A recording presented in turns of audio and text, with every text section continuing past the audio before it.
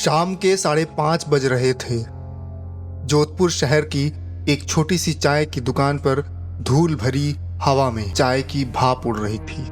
अर्जुन अपनी आधी पी हुई चाय की प्याली टेबल पर रख करके सिगरेट का कश ले रहा था।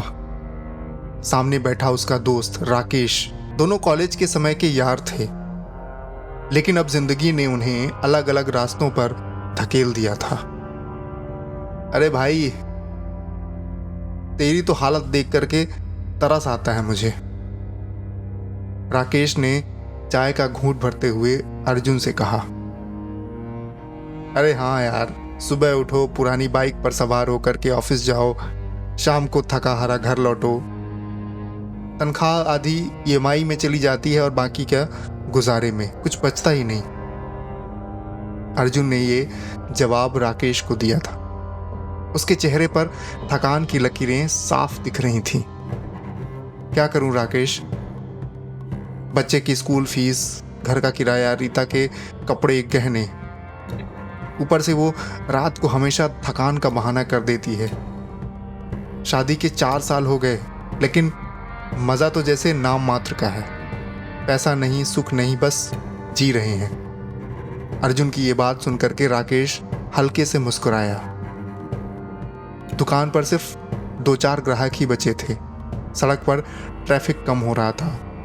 उसने चारों ओर नज़र दौड़ाई, फिर अर्जुन के कान के पास झुक करके उसने धीमे स्वर में कहा, सुन, मैं एक बात बताता हूँ। मेरे गांव में एक ऐसा राज है जो तेरी सारी परेशानियाँ दूर कर सकता है।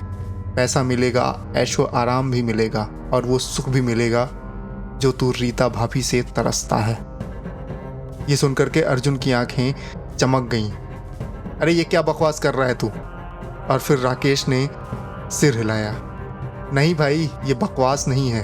देख, आज से 1 साल पहले मेरे पास क्या था? ना तो हमारे पास ढंग का घर था, कार की बात तो छोड़ ही दे, बाइक भी मैं उधारी की चढ़ता था। और आज देख, मेरे पास 1 साल के अंदर मैंने अपना घर बना लिया, कार ले ली, लाखों रुपए मेरे बैंक में हैं। राकेश की ये बात सुनकर के अर्जुन ने धीरे से कहा, हाँ ये तो सही है ना, पर मुझे तो ये गांव वालों ने बताया था कि तेरी कोई लॉटरी लगी है, इसी वजह से तू अचानक से अमीर हो गया। अर्जुन की ये बात सुनकर के राकेश जोर से हंसने लगा। अरे भाई, वो तो गांव वालों को बेवकूफ़ बनाने के लिए कुछ कहना पड़ता है। ना तो मेरी कोई लॉटरी लगी है और ना ही कहीं जादू से कोई पैसे आए हैं। अच्छा रुक, मैं बताता हूँ। ये कहते हुए राकेश अर्जुन के करीब आकर के बैठ गया। भाई, मेरी ज़िंदगी बदलने का असली राज किश्नोई नदी की पुरानी पुल के उस पार है। राकेश की ये बात सुनकर के अर्जुन बोला, भाई ये तू क्या बोल रहा है? मुझे तो कुछ समझ ही नहीं आ रहा है। इस बार अर्जुन ने और भी चिढ़ते हुए कहा। तो अब राकेश भी सब कुछ बताने के लिए तैयार हो गया। सुन, मैं बताता हूँ तेरे को सब कुछ। गांव के बाहर किश्नोई नदी है ना, वहाँ एक पुराना जंग लगा हुआ पुल है। रात के 1:30 बजे एक औरत आती है, बहुत सुंदर, लाल साड़ी पहने हुए। ऐसा लगता है कि मानो कोई अप्सरा उतर आई हो। जो उसके पास जाता है वो उसे धन दौलत सब कुछ देती है। हर सुबह बिस्तर के पास पैसे का थैला मिलता है, लेकिन शर्त यह है कि हर रात उसके पास जाना पड़ेगा और उसे खुश करना पड़ेगा। खुश करने का मतलब तो तू समझता है ना? ये सुनकर के अर्जुन हंस पड़ा। अरे पागल, ये तो वही पुरानी यक्षिणी वाली बात है। गांव की दादी नानी की कहानियां डराने के लिए बनाई गई थी ना। आजकल के ज़माने में ऐसी बकवास मैं नहीं मानता। ये सुनकर के राकेश का चेहरा गंभीर हो गया। अर्जुन हंस मत। ये जो सब मेरे पास धन दौलत देख रहा है ना, ये सब उसी यक्षिणी की वजह से मिला है। मुझे देख, जो चाहिए था वो सब कुछ मिल गया और उसके बाद मैंने उस यक्षिणी से छुटकारा भी पा लिया और अब मैं अपने मनपसंद की लड़की से शादी करने वाला हूँ। राकेश की बात सुनकर के अर्जुन की हंसी थम गई। उसके दिमाग में चित्र घूमने लगा। नई बाइक, नई कार, रीता को सोने का हार और रातें बिना रुकावट की रातें, पैसा, सुख, वासना। सच में ऐसा हो सकता है क्या? राकेश ने अर्जुन का कंधा थपथपाया। भाई सोच ले क्या करना है। गरीबी से निकलना है और एक ऐसी औरत के शरीर का मजा लेना है जिसके जैसी खूबसूरत औरत तूने कभी देखी भी नहीं हो, या फिर ऐसे ही पड़े रहना है। अर्जुन ने सिर हिलाया और एक तरह से उसने अपनी रजामंदी दे दी। घर पहुंचकर रीता से एक बार फिर से झगड़ा हो गया। रीता ने उसके ऊपर चिढ़ते हुए कहा, मुझे तो तेरी कमाई का पता ही नहीं चलता, हमेशा मेरी तनख्वाह पर जीता है। बच्चों के भविष्य के बारे में कुछ सोचा है क्या? लेकिन जवाब में अर्जुन चिल्लाया नहीं, बल्कि धीरे से बोला, मुझे एक काम रात का मिला है, एक बिल्डिंग में चौकीदारी करनी है। वो मेरा दोस्त राकेश है ना, उसी ने दिलवाया है। तो अब दिन रात बराबर नौकरी करूंगा तो शायद कुछ ठीक हो जाए। रीता ने सुना और बिना कोई सवाल पूछे वो मान गई। लेकिन अर्जुन की आंखों में चमक आ गई। उस रात उसे नींद नहीं आई। पैसा, ऐश, वासना सब एक साथ। अगली शाम अर्जुन बाइक पर मायापुर पहुंचा। राकेश ने उसे खाना खिलाया। रात के 12:30 बजे दोनों किश्नोई नदी के किनारे पहुंच गए। हवा बहुत ठंडी थी। काली और सुनसान पुल, सिर्फ पानी की आवाज आ रही थी।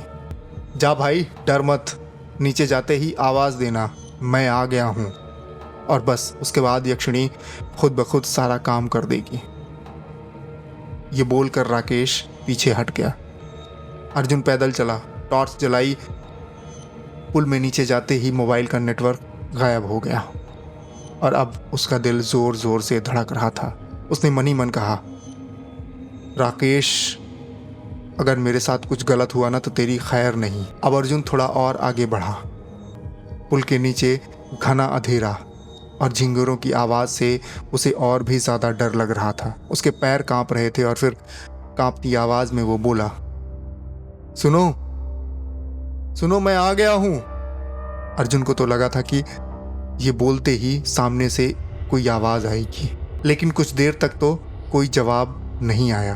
वो जवाब के इंतजार में खड़ा रहा और फिर उसने दोबारा आवाज दी, अरे सुनो तो, मैं आ गया हूं। इस बार भी कोई जवाब नहीं आया। तो अर्जुन ने मन ही मन कहा, मुझे पता था कि राकेश ने मुझे यहां डराने के लिए भेजा है।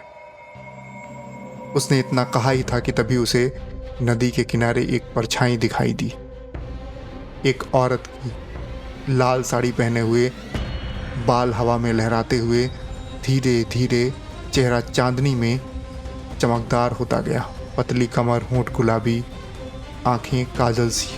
और फिर एक आवाज आई, चलो मेरे साथ।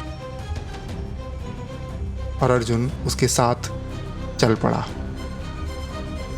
50 मीटर के बाद वो औरत रुकी और बोली, तुम्हें मेरे बारे में किसने बताया था?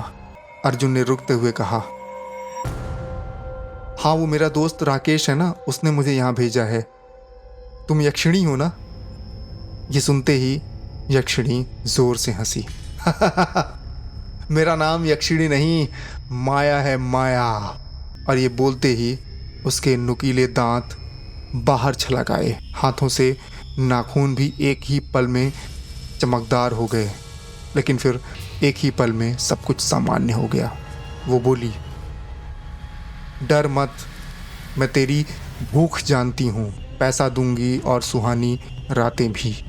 बस तुझे हर रात यहाँ आना होगा। और अगर एक रात भी तू यहाँ नहीं आया तो इसका अंजाम बहुत बुरा होगा। ये सुनते ही अर्जुन बोल पड़ा, हाँ, मैं हर रात आऊँगा। बस मुझे जो चाहिए वो आप देते रहना। अर्जुन ने बिना कुछ सोचे सिर हिला दिया। उस रात की हवा कुछ अलग ही थी, ठंडी, भारी और जैसे किसी अनदेखी उपस्थिति से भरी हो। माया ने उसका हाथ थामा। उसकी उंगलियां बर्फ जैसी ठंडी थी, लेकिन उसके स्पर्श में एक अजीब खिंचाव था। धीरे धीरे वो उसे नदी के किनारे बने उस अंधेरे हिस्से में ले गई जहाँ चांदनी भी पूरी तरह नहीं पहुँच रही थी। उस रात क्या हुआ उसे शब्दों में कहना मुश्किल था। अर्जुन के लिए वो सपना भी था और डरावनी हकीकत भी। माया कभी बेहद कोमल लगती तो अगली ही पल उसकी आंखों में एक अजीब खौफनाक चमक दिखाई देती।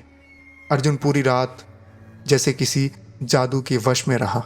सुबह जब उसकी आंख खुली तो वो अपने घर के बिस्तर पर था। कुछ पल के लिए उसे लगा कि ये सब सपना था, लेकिन फिर उसकी नज़र बिस्तर के पास रखे एक भारी से बैग पर पड़ी। कांपते हुए हाथों से उसने बैग खोला।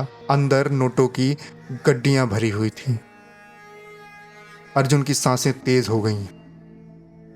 तो ये सच था, सच में ये सच था। और खुशी के मारे वो सीधे राकेश के पास पहुंचा। उसके चेहरे की खुशी साफ झलक रही थी।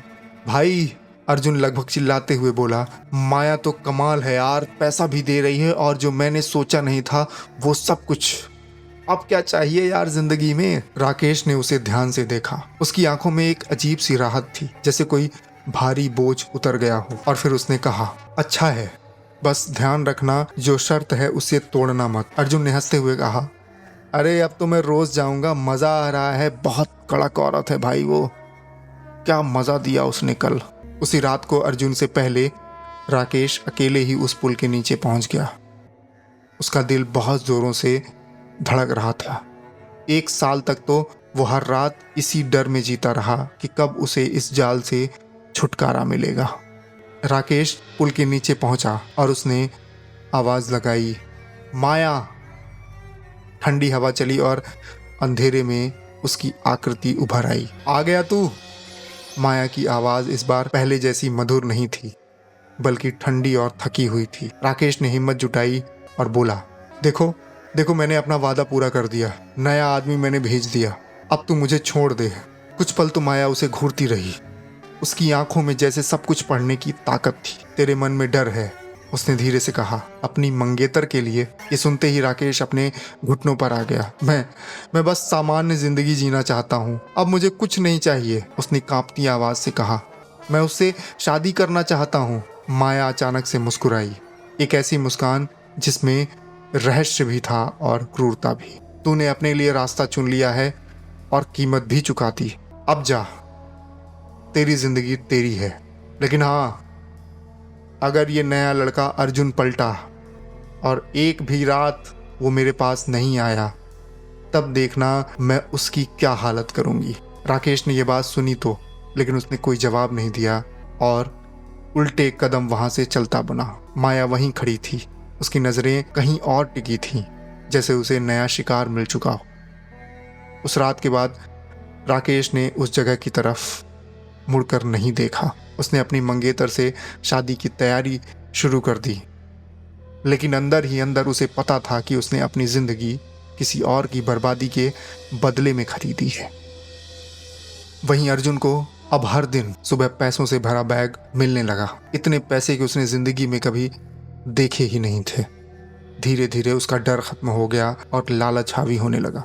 हर रात वो समय पर उस पुल के नीचे पहुंच जाता और माया उसका इंतजार करती मिलती। अर्जुन अब बिना सवाल किए उस जाल में फंस चुका था। दिन गुजरते गए, हफ्ते महीनों में बदल गए और फिर पूरा 1 साल। इस 1 साल में अर्जुन की जिंदगी पूरी तरह बदल चुकी थी। उसने सबसे पहले अपनी पुरानी बाइक बेच करके एक नई कार खरीदी।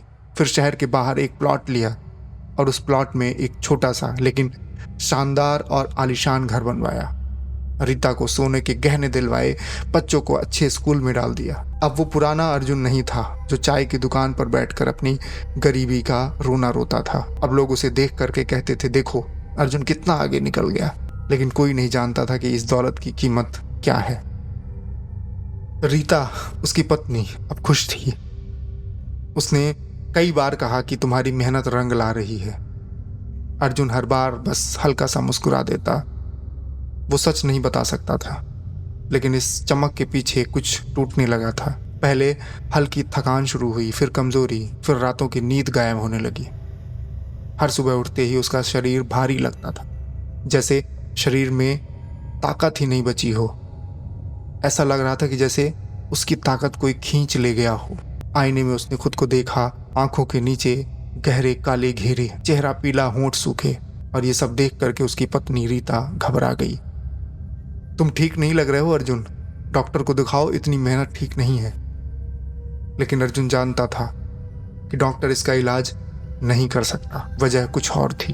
वो हर रात अपनी जिंदगी का एक हिस्सा खो रहा था। धीरे धीरे उसका डर वापस आने लगा। एक रात उसने फैसला किया कि अब वो माया, यानी कि यक्षिणी के पास नहीं जाएगा। उस रात वो घर पर ही रहा। पहली बार उसे थोड़ा सुकून मिला। दूसरी रात भी वो नहीं गया, लेकिन तीसरी रात ऐसा लगा कि जैसे कोई अदृश्य ताकत उसे खींचकर वहां ले गई। वो फिर से उसी पुल के नीचे खड़ा था। माया पहले से वहां मौजूद थी। इस बार उसकी आंखों में कोई आकर्षण नहीं था, सिर्फ गुस्सा। आ ही गया, 2 दिन से क्यों नहीं आया था तू? अर्जुन ने कोई जवाब नहीं दिया, सिर्फ नजरें झुका ली।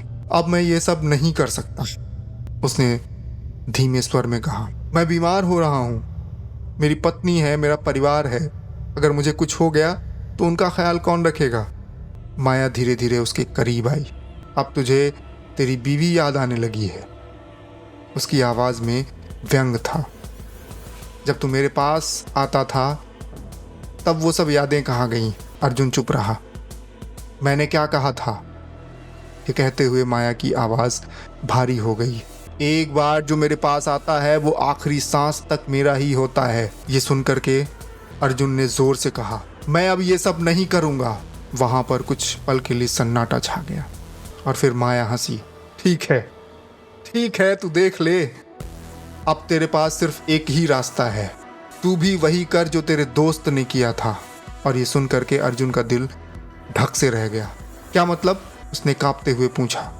माया ने उसकी आंखों में देखते हुए कहा, अपने जैसा कोई और मर्द भेज दे और फिर तू आजाद।